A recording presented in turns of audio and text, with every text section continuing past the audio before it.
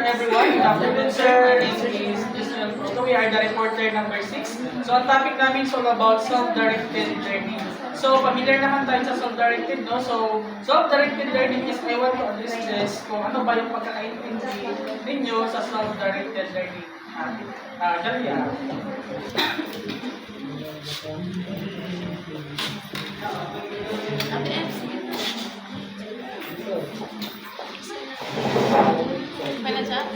Okay, so for me, self-directed learning is all about, yung ikaw lang po yung nag-learn ng sarili mong lesson. Ang example po ng self-directed learning is yung modular. Yung modular classes ko natin ay way back nung pandemic, which is ikaw lang yung nag-iintindi ng mga lessons mo, ikaw din yung sasagot, at lahat-lahat ikaw yung gagawa. Yan yung self-directed learning. Self-directed learning. So, basahin natin lahat. Go. Self-directed learning is defined by Wallace 2001 as a process in which individuals, with or without the assistance of others, take the initiative in diagnosing their learning needs, formulating learning goals, identifying human and material resources for learning, selecting and implementing appropriate learning strategies, and evaluating learning outcomes. In other words, self-directed learning occurs Maraming salamat. Self-directed learning, no? Ayon kay Wallace, isa siyang proseso na individual mismo may tulong man o wala galing sa iba ay natututo sila o responsable sila sa kanilang pagkatuto. So, kabilang dito yung sinasabi na sa learning needs, yung pag-alam ng kanilang mga learning needs. Halimbawa, si Irene, no, nahihirapan siya sa pag-subtract at sa pag-add ng isang fraction. Then napapansin niya, habang nag-aaral siya, na napapansin niya talaga na nahihirapan siyang sumagot ng tama. Then tinanong niya sa kanyang sarili na kailangan ko munang balikan yung basic fraction bago siya proceed sa isang pinakamahirap na fraction. So, pangalawa is, nagsiset naman sila ng learning goals. Halimbawa, si Galia is gusto niya makabasa ng short story within 2 weeks. Siyempre, para maabot niya yun, gagawa talaga siya ng hakbang. Sa unang hakbang na gagawin niya is maghahanap siya or magbabasa siya ng isang short stories. Then, para maano niya yun, para ma-master niya, is kailangan niya magbasa araw-araw. Or mabibigay siya ng time, depende sa kanya kung 5 minutes or 20 minutes pa. So yun yung sinasabi na learning goals, kung may hakbang. Pangatlo naman is yung paghahanap ng mga resources. So halimbawa, si Mikey, nahihirapan siya sa science, no? Sa science na topic na part of the plants. So siyempre nahihirapan siya, maghahanap talaga siya ng resources. So ano ba yung mga resources na hanapin natin? Di ba? Marami naman. Pwede sa YouTube. Pwede tayo manood sa YouTube para malaman natin ano ba yung function ng isang parts of the plants. Or pwede tayong kumuha sa ating bakuran, no? Para ma-identify natin kung saan yung roots, saan yung leaves, at saka saan yung flower. So ibig sabihin is self-directed learning, kumbaga pa, is yung mga bata mismo ang mahanap ng paraan kung paano sila magturo sa kanilang sarili. So naintindihan, self-directed, na walang tulong sa iba. Self-directed learning. Klaro? Okay. Self-directed learning and learners. So self-directed learning, kasama na dito yung mga estudyante. Basahin ang lahat. Go. Educators see that students may be in charge of their own learning. Multi-grade learners are encouraged to monitor their learning by expressing precisely what they have learned, how they have learned, and what they need to do in order to widen their learning. Self-directed learning necessitates learners who are entirely focused, self-confident, and goal-oriented, and who can accept responsibility for initiating and completing a task. Modules and writing over modules are used in the classroom. self-directed learning and learning. So dito, naniniwala yung mga teachers na dapat may control yung mga bata sa kanilang pagkatuto. So sa multi-grade classes kasi, no, lahat kasi ng mga bata is hinihikayat na dapat, sinabi dyan, di ba? Sinabi na, expressing precisely what they have learned. Kumbaga pa, i-monitor kung ano yung natutunan ng isang bata. So kailangan siyang i-monitor para malaman kung ano yung progress nila, no? Para malaman nila kung ano yung kalakasan at kahinaan ng isang bata. So halimbawa, example naman si Sulan. Si Sulan is magaling siya sa mathematics, din mahina naman siya sa science. So doon pa lang, alam niya na kung saan siya magpo-focus, tama? Okay? So, pangalawa, is dapat kailangan din na alamin kung ano yung kulang at dapat na matutunan ng isang bata.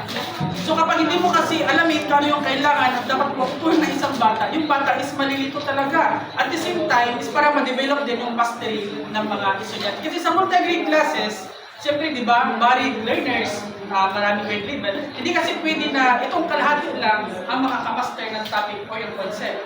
Hindi rin pwede na ito lang. So, dapat lahat, mamaster nila yung isang concept. So, klaro? So, ayon kay Townley at saka Fornes, mahalaga daw ang self-directed, no, sa mga batang nakapokus. Bakit daw mahalaga ang self-directed sa mga batang nakapokus? Para sa inyo, bakit kaya mahalaga yung self-directed sa mga batang na nakapokus sa pag-aaral? Anyway, Kasi mas ma-enhance pa nila yung learning learning strategy, learning styles, at saka yung critical thinking nila para mas ano kung sila mas maging responsible sila sa learning style nila na come up nila yung idea na without help good sa iba. isa rin dito, no, kung bakit mahalaga ang self-directed learning sa mga bata nakapokus para malinaw yung kanilang layunin. Kasi ang bata kasi pag nakapokus, mas madali niya lang gamitin yung self-directed learning upang maabot yung kanyang learning goals. At sa isang bata kasi pag nakapokus siya, is madali lang siyang matututo. Tama? At saka, hindi rin siya madaling na-distract. At sinabi din dito na ang self-directed learning ay mahalaga sa batang may self-confidence. So, no, mahalaga ang self-directed learning sa batang may confidence kasi ang isang bata, kapag mayroon siyang self-confidence, is madali lang siya makakagawa ng isang desisyon. Madali lang siyang gumawa ng desisyon para sa kanyang sarili at saka mas hindi siya mahihirapan sa pag-desisyon. So, imagine niyo pag ang isang bata may self-confidence pero wala naman self-directed learning.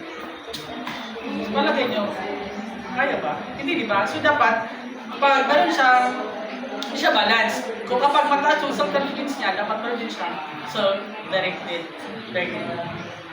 So self-directed learning in multi-grade context or SDL crucial role. Self-directed learning in multi-grade classroom where 2 or more grade levels are taught by one teacher, SDL plays a crucial role. Because alam naman natin, multi-grade classes, no, isang teachers pero maraming grade level. So mahalaga dito, mayroong crucial role si self-directed learning. Dahil una, limited teacher attention while the teacher is focused on one grade, other students need to learn independently. So hindi naman talaga lahat is matutukan ni guro, lahat ng mga bata. Tama? Kasi minsan siguro is nakafocus sa ibang grade level, no? Nakafocus kaya dito, kailangan ng isang bata, manikamot yun, na matuto mag-isa. So klaro lang, limited attention. Yes. Then number 2, bakit mahalaga ang SDL sa build responsibility? Learners development independence, time management, and accountability for their own progress. So dito nahasa na yung independence sa isang bata. Kasi sa multi-grade kasi kapag si Mikey, binigyan ko siya ng activity, matapos na yung oras, hindi ko na siya mabalikan. Kasi dahil sa dami ng nakupokus mo, no? So ibig sabihin is, magkakaroon na siya ng independence, kumbaga pa siya lang bahala kung paano niya tatapusin yung task, no? Initiative or yung activity na gagawin niya. Then, encourage peer learning. So, ulit-ulit na lang to kanina, natapik na din. Older students often help younger ones or dito na papasok yung peer tutoring. Then, foresee their own learning while assisting others. So, dito, peer tutoring is wala naman yung mas bata or mas matanda. So, kahit nasabihin natin grade 3 siya, kung may alam naman yung grade 1, so pwede pa rin siya magpatulong. So, ganun pa rin, kapag yung alam pa rin yung mas matanda sa kanya, pwede pa rin siya magpatulong. Then 4, promotes personalized learning. Learners seek their own pace, follow individual learning paths, and explore according to their interests. So dito is pili kang mag-aral na naayon sa iyong bilis. So, sa ano kasi doon sa pag-aaral, pare-pareho kasi yung pinagmulan na yung pag-aaral, pero yung mga bata is binibigyan ng pagkakataon na mag-aral or matuto sa sariling bilis. Kasi kapag ikaw kasi is madali kang matuto, pwede kang mag-aral in advance, tama ba? Kung nahihirapan ka, pwede mo namang balikan yung isang concept kung saan ka nahihirapan. At the same time is pwede ka rin naman na pumili, no? Pumili kung saan ka mas natututo. Kasi marami kasi sa atin mas natututo siya kung nanonood siya ng video. Pwede rin yung isa natututo kapag mayroong hands-on activity. So ganyan. At natututo din ng isang bata batay sa kanyang interest. So basta tandaan lang po natin no, that self-directed learning, no? Ito yung proseso, ito yung paraan ng pagkatuto kung saan ang mga bata o mga estudyante ay meron silang malaking papel or malaking responsibility. So sa multi-grade, mahalaga yung SDL, yung self-directed learning. Kasi nabibigay yun sa kanila kung paano sila magiging independent, magiging responsible, at higit sa lahat, paano magiging active sa class. Thank you. Next.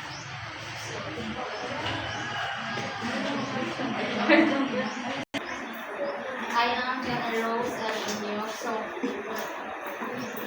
my part is strategies for SDL in a multi-grade setting. Self-directed learning in multi-grade context. Strategies for SDL in a multi-grade setting. So, sino gusto magbasa sa learning contract? Inc.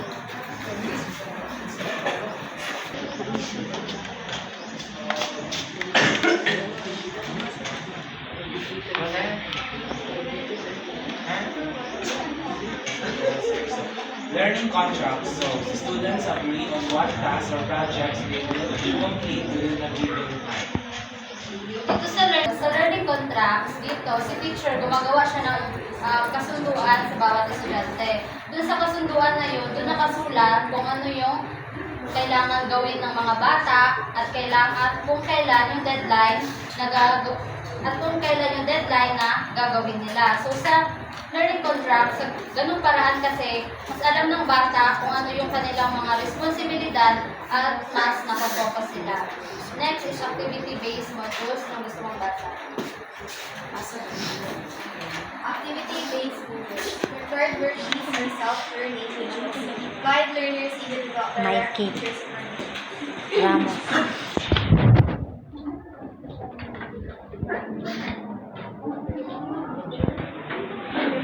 So dito sa activity-based module naman, kaya dito gumagamit si teachers ng mga workbooks or worksheets na may complete instructions para kung busy si teacher, pwede na yung mga students mag-aral sila ng mag-isa gamit yung mga worksheet at workbooks na binigay ni teacher. Next is learning corner stations. Anong gusto magbasa? So, learning corner stations, different classroom stations, reading corner, math station, science table. Let students choose task independently. Sa learning corners and stations, dito ginahati ng teacher ang classroom sa iba't ibang mga stations. So pwedeng pumili yung mga bata na kung saan sila gustong magpunta, kung saan na station sila gusto nila mapunta or dahil doon kasi mas naging interactive yung ang klase dahil may mga choices yung mga bata kung saan nila gusto magpunta ng station. Next is peer tutoring and group work. All students mentor younger ones, creating a culture of collaboration and leadership. So dito sa peer tutoring and group work, ito yung gustong-gusto ng teacher. Kasi dito sa peer tutoring and group work, dito tinuturuan ng teacher ang mga bata na magtulungan. So yung mga mas matatanda, sila yung magturo sa mga mas bata sa loob ng isang classroom kasi di ba multi-grade. So doon, magtulungan yung mga estudyante. So doon kasi mas sila yung nagiging leader at sila rin yung tawag yan. Basta sila yung maging leader doon dito sa peer tutoring and group work. And last ay ang self-assessment tools. Pausang sir. Self-assessment tools, checklists, rubrics, or reflection journals help learners monitor and evaluate their own learning. So, dito naman sa last, ang self-assessment tools, ito siya yung mga checklist or rubrics na ginagamit ng mga estudyante para i-check yung sarili nilang gawa. So, yun yung ginabigay ng teacher sa mga students para dahil doon kasi parang ginaturuan sila ng teacher na maging responsable at matuto kung paano nila i-evaluate yung sarili nila. Next. So, good afternoon once again. I am Rachel Anaceta. So, guidelines in conducting self-direct learning. So, first one is the teacher establish high expectations. So, yung teacher is mag-establish talaga sila ng high expectations sa mga student. Kaya kung mag-set sila ng clear and challenging na topic, pero dapat is achievable goal pa rin siya. Kaya para ang student kay ma-motivate sila na ma-motivate sila na i-perform nila yung kanilang best. And pag nag-establish ng high expectation ng teacher is that encourage niya yung learner na mag-aim sila ng higher and maka-build sila ng confidence within themselves. Then next is the teacher keeps students on track. So ang teacher, while nag-lesson siya, meron man times talaga na magtanong-tanong yung mga students, then ma-confuse siya, ma-off topic siya. And then, pag napansin niya na parang nagalayo na sila sa topic, ibabalik niya na naman yung mga students niya sa kanilang lesson para hindi masayang yung kanyang time at saka ma-achieve nila yung kanilang goals. Next is activity sheets or module are developed in a step-by-step methods using simple language to ensure the learner's independent learning. So, dito naman is, ang learning materials mo should be easy lang siya na ma-follow at saka organized lang para yung mga student kay maka-work sila independently without any confusion. At saka ang step-by-step instruction kay maka-help siya sa learners para mag-succeed and including those mga students na kailangan talaga nila ng mga extra support. And then sa letter D is the materials have been carefully chosen and are ready for use. Example here is yung, di ba pag mag-demo teaching tayo is kailangan mong i-prepare yung iyong mga materials at saka set aside mo siya dyan sa gilid na naka-arrange siya. Hindi mo man pwede na magpa-activity ka tapos hahanap-hanapin mo pa kung anong ilalagay mo ng mga materials which nakaka-cause siya ng makuha niyo yung ibang time kaya hindi mo siya ma-achieve yung iyong goal in time talaga. And next is enough time is given to the student to complete the activity. So kailangan mo magbigay ng enough time sa iyong student para ma-complete nila yung activity. Kay yung student, kay maka-learn sila at different pace. Tapos, mabigyan mo sila ng sufficient time para ma-prevent nila yung kanilang stress. Then, ma-allow mo sila na mag-think deeper and maka-ensure ka ng quality work from your students. Next is activity for self-direct learning. Directed learning. Now, first is the learning contract and weekly plans. Students set goals for the week. Example, finish 3 readings, passage, solve 10 math problem, complete 1 journal entry. So dito is a learning contract or weekly plans kaya ginaallow niyo yung student na mag-set sila ng personal goal and gina-track nila yung kanilang progress. Not like sa mostly ginagawa talaga natin is sa 1 week na supposed to be activity natin siya in a week, ginawa lang natin siya sa linggo tapos Monday na yung basahan. Like, gina-procrastinate natin yung mga mga task natin. Dito sa learning contracts and weekly plans kay ginaset mo sa personal goal mo na matapos mo yun siya within that week. Then, task card and choice boards provides different activities and let students pick. Example given here is solve 3 problems, write 2 sentences, or read a short story and answer question. Dito sa task card and choice boards, kay magbigay ka sa students mo ng mga different activities para magpili sila.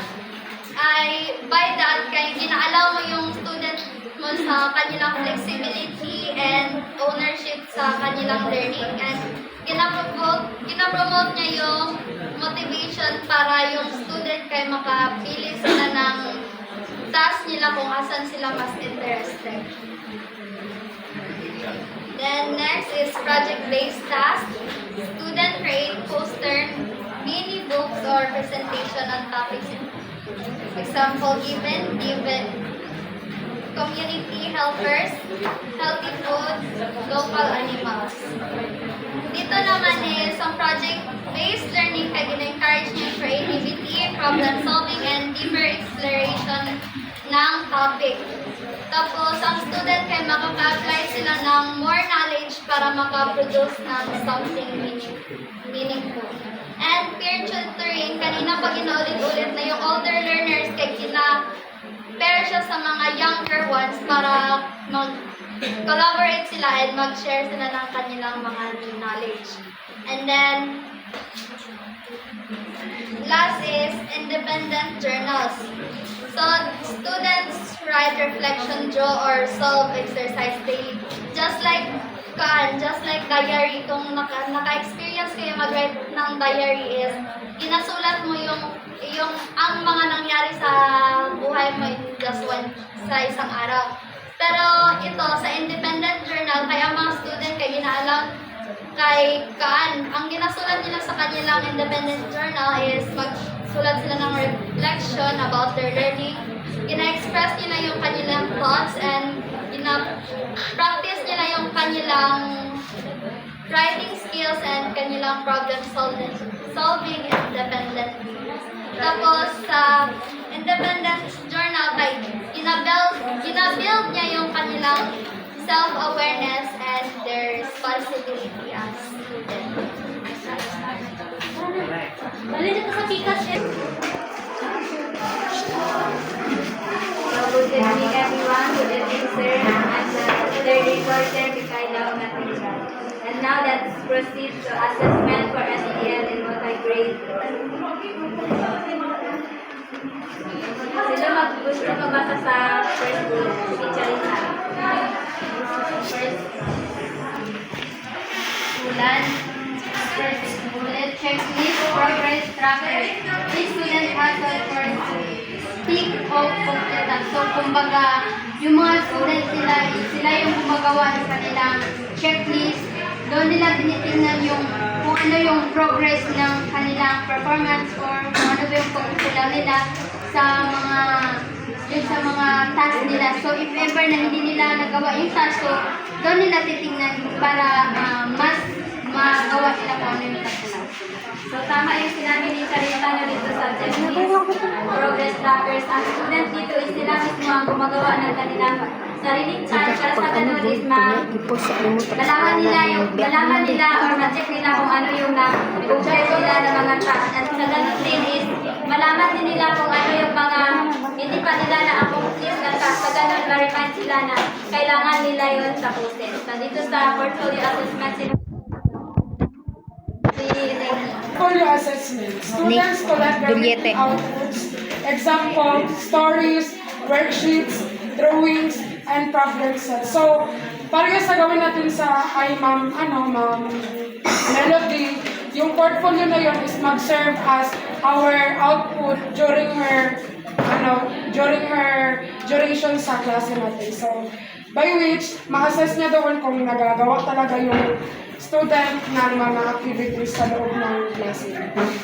sinabi ni Neki na sa portfolio assessment yung mga students is mag-good? kinukulat nila yung kanilang mga weekly outputs kaya ng stories, worksheets, drawings, and problems. At sa ganun is malalaman nila kung ano yung mga lackings nila sa kanilang outputs o sa kanilang output, kung ano din yung mga, at malalaman din nila kung ano yung hindi pa nila nagawa. So dito sa third bullet, self-assessment, kung gusto magbasa. Irene. Go. Self-assessment. Use simple rubrics such as smiley faces, rating scales, traffic light system for students to reflect their own work. So sa self-assessment, which is learner-centered siya for assessment as learning siya na bagay. Kasi ang mga students or ang mga learners is nag-a-assess sila sa process of learning nila through their rubrics po. Such as kung i-relate nila, kung smiley face, kung rating scales, or sa traffic light system. Sa self-assessment, baka yung sinabi ni Iron kanina, yung mga learners, sila mismo ang gumagawa ng kanilang rubrics para sa ganun, malalaman nila, para malalaman nila na kung ano yung kung ano yung need nilang i-improve sa kanilang learning.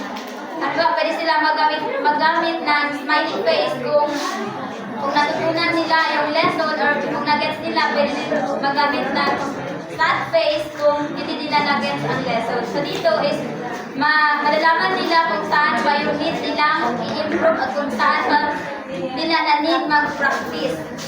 And then next, ito gusto magbasa dito sa fourth bullet. So, peer feedback. Learners exchange work and give simple feedbacks. Example, one thing I like, one thing to improve. Sa peer feedback is halimbawa ang grade 3 students is nag-represent siya ng kanyang drawing sa class. So, dito is magbibigay yung mga classmates nila ng kung ano, yung sa drawing na yun, gusto nila yung color, pero meron silang suggestion na kailangan ng students na yun na idagdagan yung background na design sa kanyang drawing. Teacher, may So next is dito sa teacher mini conference. Sino gusto magbasa? Answer. Teacher mini conferences. Short 3 to 5 minute check-ins with each student to review progress. So dito sa teacher mini conferences, parang dito is yung teacher, gina-evaluate niya na yung mga learning ng kanyang mga students sa classroom. So, example, sa grade 3 student, tanungin niya kung ano ba yung mga natapos na nila na mga activities in 1 week at saka ano yung mga mahirap sa kanila at kung ano yung mas madali. Para sa ganun is susunod na is ma-assist ng teacher kung saan siya mag-focus sa or kung anong strategies ang din niya gamitin sa kanyang pagtuturo. Sino magbigay ng another idea?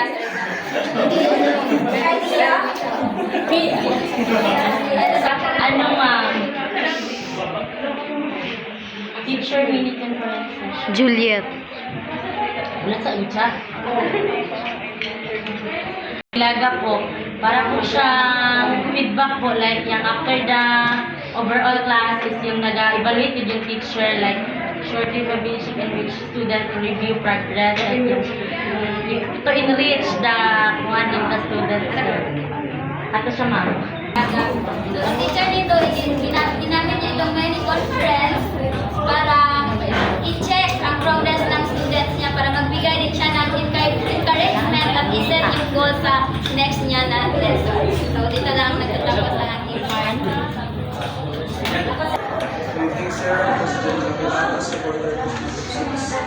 So, ngayon pag-usapan natin ang importance of SDL in multi-grade classrooms. So, since napag-usapan natin ang assessment, strategies, mga effective ways to guide sa SDL, ngayon may tanong ako sa inyo, what is the importance of STL sa multi-grade classroom context? Yes, Kate. Yes, sir. So, important ang STL sa multi-grade classroom. As we know naman, kasi ang isang classroom is composed of 2 grade levels. So, important na yung bata, kahit na hindi siya binabigyan ng attention ng teacher at the moment, alam niya pa rin parang i-guide yung sarili niya on how to learn independently and have accountability in his learning while still remaining independent and responsible at the same time. So exactly, tama yung sinabi ni T. Sabi dito sa first paragraph, ating giving importance. Since alam natin lahat na ang classroom are very diverse, usually very diverse, especially sa multi-grade classrooms, meron ang puro na grades na tuturuan. So, this diversity is, mahirap siya para sa teacher isabay-sabay. Kaya dito magpapasok ang STL, na kung saan ang mga estudyante na makabahala sa kanilang learning, sa kanilang understanding, sa kanilang mga gawain. It helps students take responsibility for their own progress. Sabi kanina ni King, na nabibuild dito yung self-responsibility ng isang bata para meron silang confidence sa kanilang sarili na alam nila ang ginagawa nila. Then, sa second paragraph, sino gusto magbasa? Si Saidan. Si Charita, gano'n?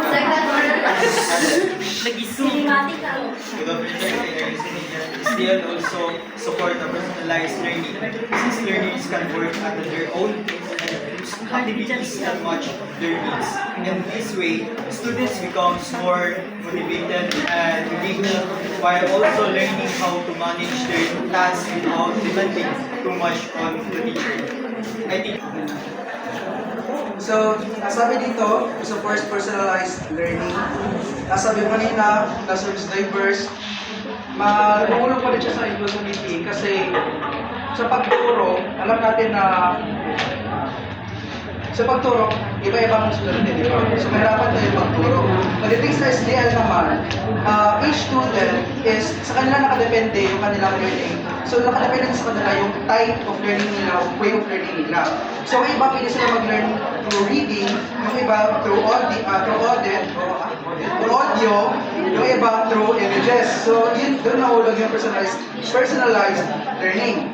And since sa kanila lang, sa kanila nakabangal yung learning nila, sa kanila na din yung pace na kanilang learning.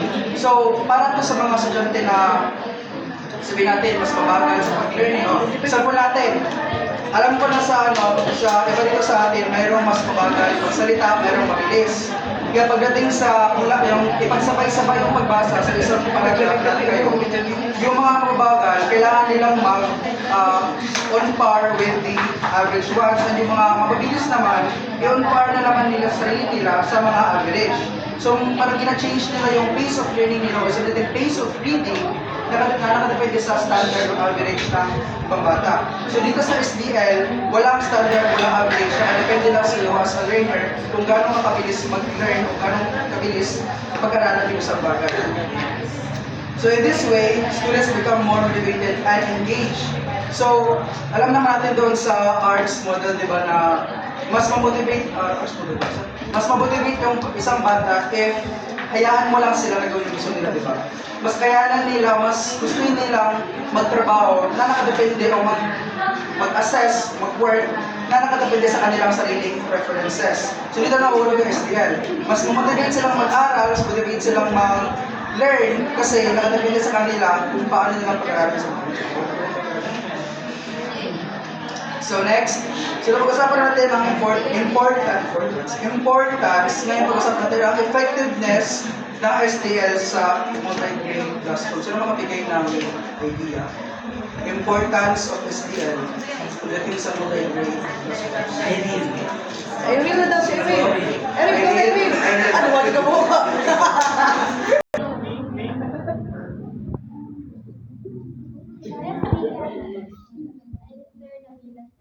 So, how effective is SDL in multi-grade classroom? Kasi effective siya when it comes sa mga learners kasi sa learner kasi alam na nila kung ano yung mga learning needs nila.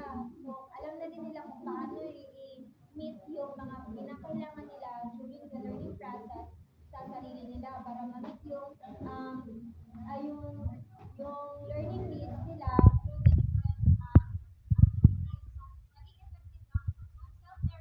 learning sa multi-grade classrooms kasi natutulungan ang mga learners na kumbaga mag-construct ng ideas nila, mag-evaluate ng sarili nila, ganyan.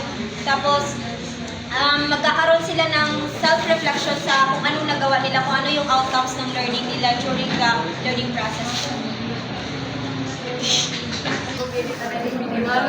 So, tama, no? Very effective ang self-directed learning sa mga MG classrooms kasi nakadepende kasi merong binibigyan ng SDL ang mga bata ng self-responsibility sa kanilang action, sa kanilang learning.